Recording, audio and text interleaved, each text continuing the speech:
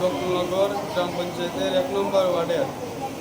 ঘটনাটা ঘটিত হইল শুক্রবার রাতে 9টা সাড়ে 9টা নাগাদ। মৃত্যুঞ্জয় সিনহা নামক একজন ব্যক্তি আমার বাড়ির পাশে বাবাকে বেধড়ক মারধর করে তার রাস্তা তৈরি করে দেয়নি বলে। তোমার বাবার নাম কি? সুখলাল দে। বয়স কত? বয়স 58। তো তারপরে কি হয়েছে? তারপরে কি তোমরা থানাতে মামলা করছো? তারপরে থানাতে মামলা করছি, থানাতে মামলা রাখিনি। কোন থানা? ফটিকরায় থানা। তারপরে তোমার বাবার করে নিয়ে গেছো? তারপরে বাবাকে ফটিকরায় হসপিটাল থেকে কৈলাসর রেফার করে। আমরা 2 দিন ধরে কৈলাসর ভর্তি আছি।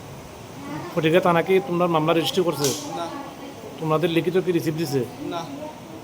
তো মূলত তোমার বাবারে বৃদ্ধ বাবাকে মানে কে মারধর করছে? মৃত্যুঞ্জয় সিনহা। ওনার বাড়ি কোন জায়গায়? গোকুলনগর তোমাদের বাড়ি গোকুলনগর গ্রাম পঞ্চায়েত কত নম্বর ওয়ার্ডে? 1 নম্বর ওয়ার্ডে। তোমার বাবা কি করেন? বাবা কৃষি কাজ করে, মানুষের বাড়ি কাজ করে। তো তোমরা কি চাইতেছো? আমরা চাইতেছি ন্যায় বিচার।